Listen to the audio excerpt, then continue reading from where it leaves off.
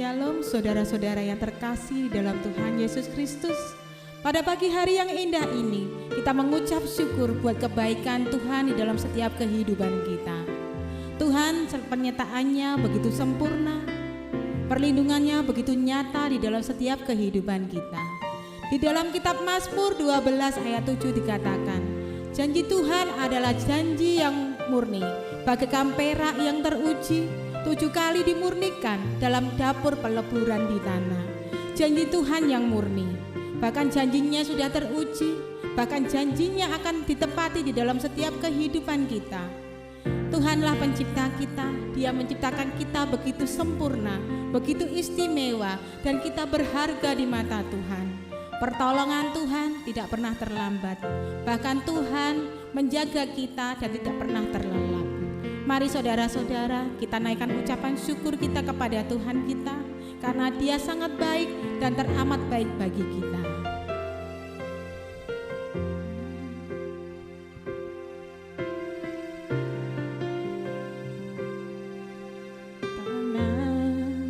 Tinggalkan perbuatan tanganmu, Yesus, Kaulah penciptaku. Sehelai rambutku jatuh, Engkau pun tahu, Yesus, Kau pedulikanku. Yesus, Kau perhatikanku. Takkan pernah terlambat pertolonganmu, takkan pernah terlelap Kau menjagaku. Engkaulah segalanya yang ku perlu di setiap jalanku, sebab Engkau Bapa yang tahu yang terbaik di dalam hidupku.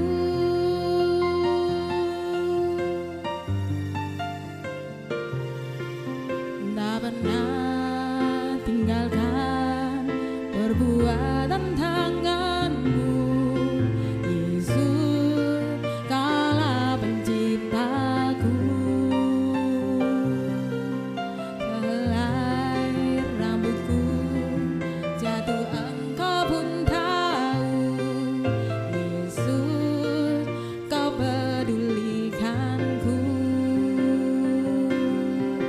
Yesus, Kau perhatikanku. Takkan pernah terlambat pertolonganmu, haleluya. Takkan pernah terlelap Kau menjagaku.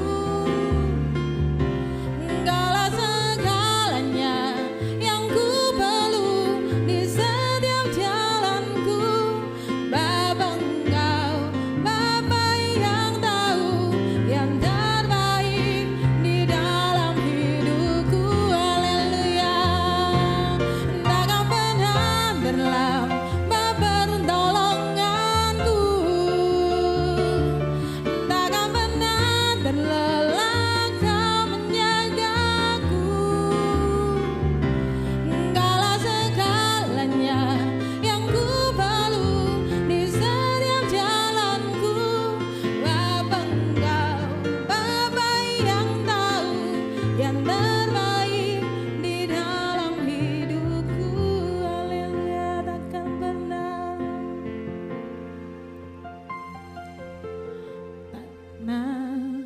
tinggalkan perbuatan tanganmu, Yesus, Kaulah penciptaku.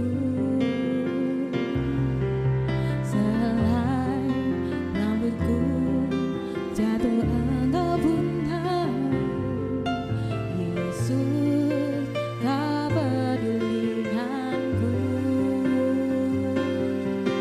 Yesus, Kau perhatikanku. Takkan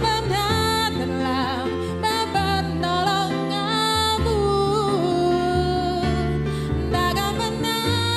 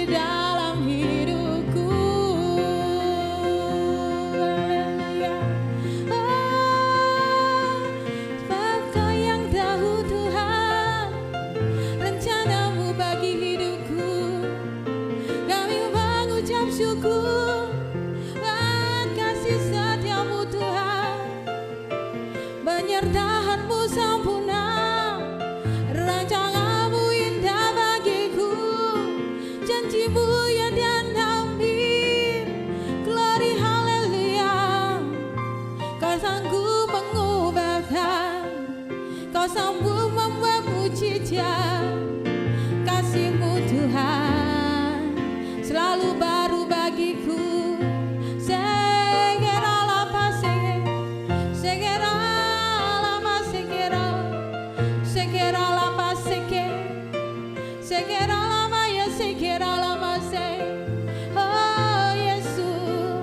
Pertolongan-Mu tak pernah terlambat, Kau tak pernah terlelah menjaga kami Yesus.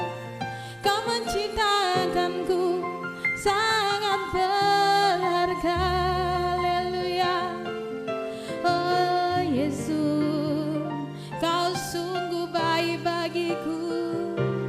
Takkan pernah terlambat pertolongan-Mu. Haleluya. Takkan pernah terlelah Kau menjagaku. Engkaulah segalanya yang ku perlu di setiap jalanku. Bapa Engkau, Bapa yang tahu yang terbaik di dalam hidupku. Takkan pernah terlambat pertolongan-Mu. Takkan pernah terlelah Kau menjagaku. Engkaulah segalanya yang ku perlu di setiap jalanku.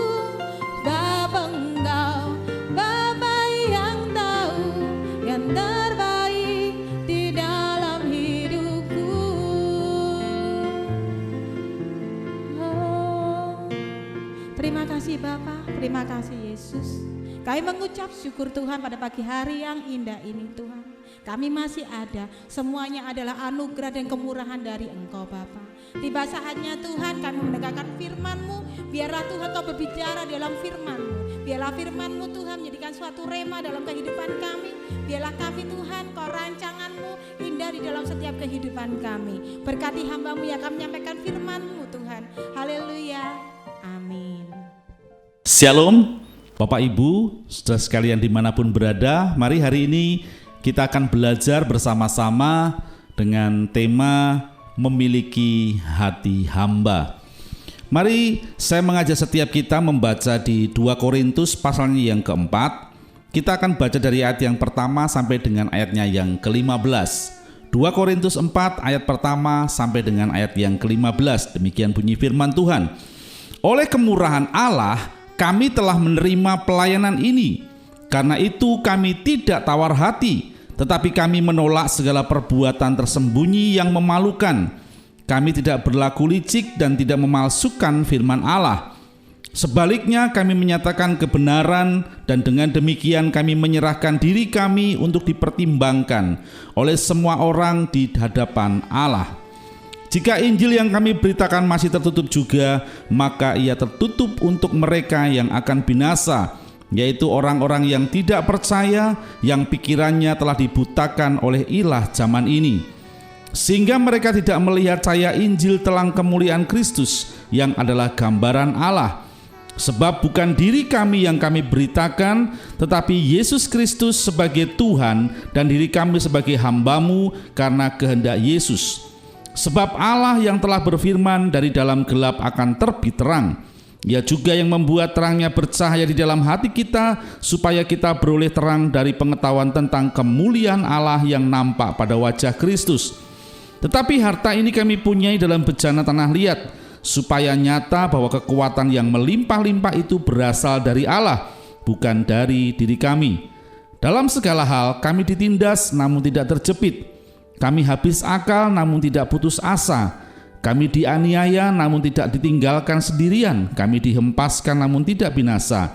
Kami senantiasa membawa kematian Yesus di dalam tubuh kami, supaya kehidupan Yesus juga menjadi nyata di dalam tubuh kami. Sebab kami yang masih hidup ini terus-menerus diserahkan kepada maut karena Yesus, supaya juga hidup Yesus menjadi nyata di dalam tubuh kami yang fana ini. Maka demikianlah maut giat di dalam diri kami dan hidup giat di dalam kamu. Namun karena kami memiliki roh iman yang sama, seperti ada tertulis, aku percaya sebab itu aku berkata-kata, maka kami juga percaya dan sebab itu kami juga berkata-kata. Karena kami tahu bahwa Ia yang telah membangkitkan Tuhan Yesus akan membangkitkan kami juga bersama-sama dengan Yesus. Dan Ia akan menghadapkan kami bersama-sama dengan kamu kepada dirinya.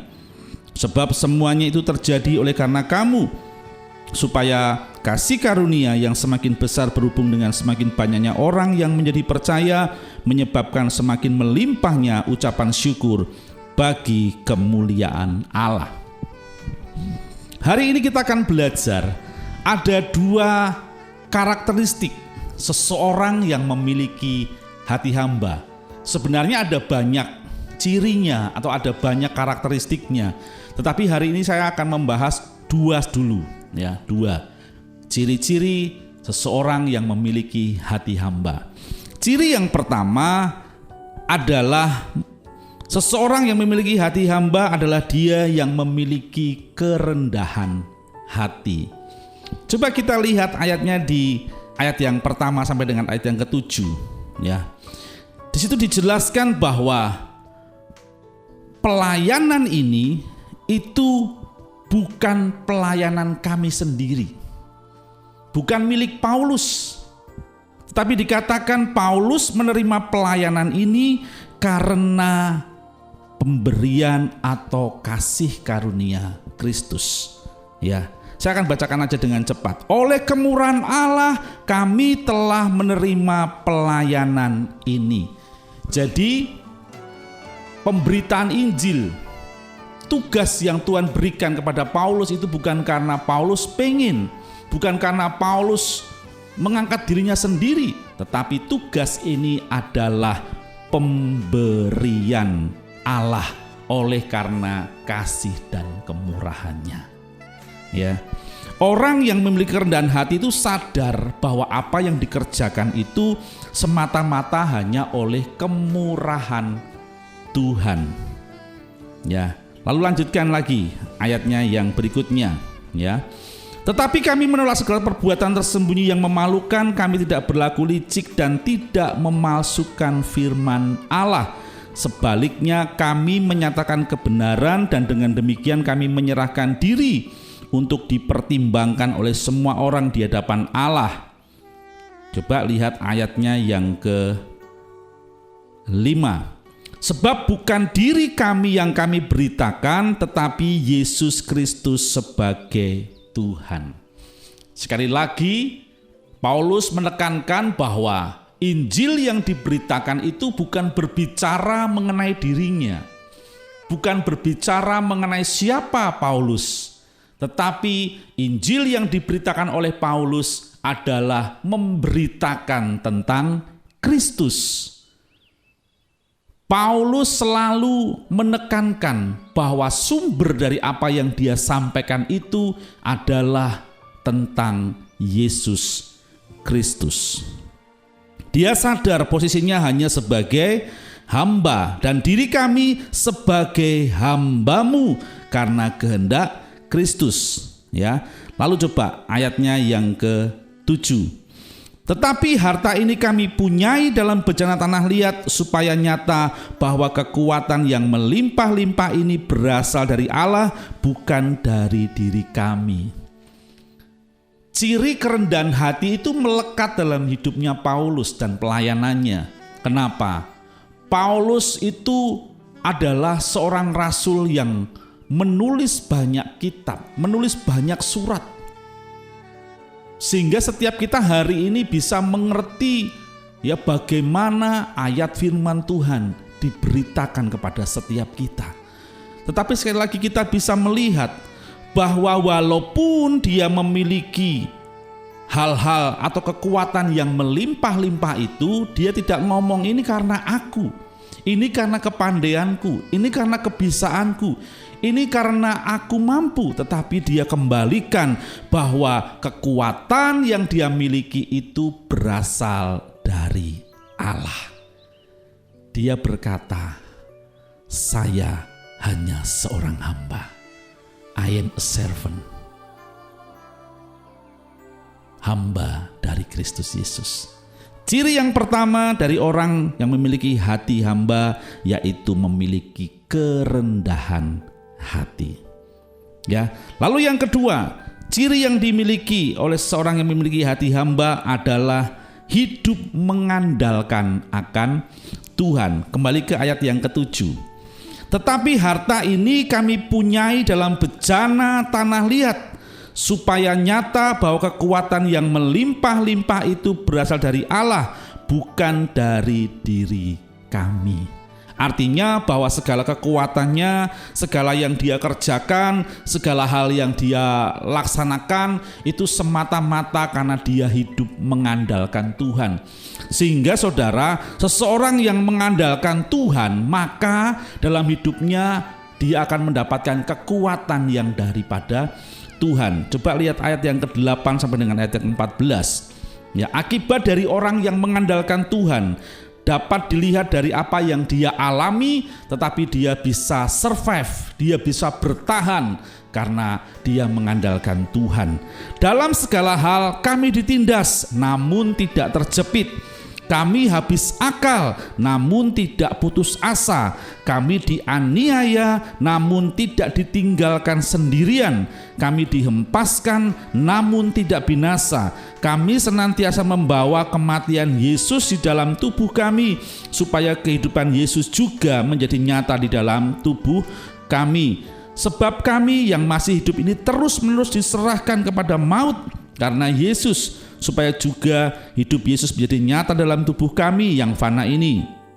Maka demikianlah maut giat di dalam diri kami dan hidup giat di dalam kamu. Namun karena kami memiliki roh iman yang sama, seperti ada tertulis, aku percaya sebab itu aku berkata-kata, maka kami juga percaya dan sebab itu kami juga berkata-kata. Karena kami tahu bahwa Ia yang telah membangkitkan Tuhan Yesus akan membangkitkan kami juga bersama-sama dengan Yesus, dan Ia akan menghadapkan kami bersama-sama dengan kamu kepada dirinya. Orang yang mengandalkan Tuhan, dia akan memperoleh kekuatan yang daripada Tuhan. Sekalipun banyak tantangan, sekalipun banyak aniaya, sekalipun banyak tekanan, dia akan bisa tampil kuat. Karena apa? Paulus mengandalkan Tuhan, bukan mengandalkan kekuatannya sendiri. Ya, dia selalu menyatakan Yesus dalam hidupnya, karena Yesus adalah pegangan hidupnya, sehingga kekuatannya itu nyata. Lalu apa yang dia terima sebagai hamba yang memiliki hati hamba? Ya, karena dia memiliki kerendahan hati dan dia hidup mengandalkan Tuhan, maka di ayat yang ke-15 inilah yang diperoleh dari apa yang dia kerjakan. Sebab semuanya itu terjadi oleh karena kamu, supaya kasih karunia yang semakin besar berhubung dengan semakin banyaknya orang yang menjadi percaya, menyebabkan semakin melimpahnya ucapan syukur bagi kemuliaan Tuhan. Berkatnya Injil semakin tersebar. Banyak orang yang percaya kepada Tuhan. Banyak orang yang menerima Yesus sebagai Tuhan dan juru selamat. Tetapi yang terjadi, Paulus bukan menyombongkan dirinya, tetapi dia mengatakan ucapan syukurnya semakin melimpah kepada Allah yang memberikan kemampuan dalam hidupnya dan pelayanannya. Dan singkat terakhir kata dia berkata, bagi Tuhanlah kemuliaan. Hanya bagi Yesus kemuliaan, bahwa apa yang dia kerjakan tujuannya semata-mata agar nama Yesus ditinggikan dan dipermuliakan. Demikian dua hal yang kita pelajari hari ini. Seorang yang memiliki hati hamba, dia memiliki kerendahan hati. Seorang yang memiliki hati hamba, dia juga punya hidup yang mengandalkan Tuhan. Bagaimana dengan hidup kita hari ini? Apakah kita hidup memiliki kerendahan hati dan mengandalkan Tuhan? Mari hari ini kita ambil keputusan. Tuhan, aku mau memiliki kerendahan hati. Aku mau hidup terus mengandalkan Tuhan. supaya karya Tuhan yang besar terjadi dalam setiap kehidupan kita. Demikian firman Tuhan hari ini, biarlah menjadi rema bagi setiap kita. Tuhan Yesus memberkati. Amin.